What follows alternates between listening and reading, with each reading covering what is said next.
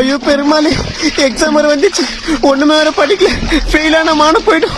Tamil, English, maths, science, என்னாச்சு? ஒண்ணுமே படிக்கலப்பா. திடீர்னு பப்ளிக் எக்ஸாம்ன்றான். சரி படிக்கலன்னு புக்க திறந்தா பெரிய பெரிய பேராகிராஃப்.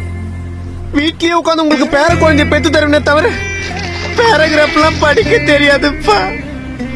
வருஷம் ஃபுல்லா அப்புறம் படிச்சுக்கலாம் ஃப்ரீயா விட்டுட்டேன். இப்ப திடீர்னு எக்ஸாம் வந்துருச்சு. 100க்கு 35 மார்க் எடுத்தாதான் பாஸ்ங்கிறான். அவ்வளோ மார்க்குக்கு நான் எங்க போவேன்?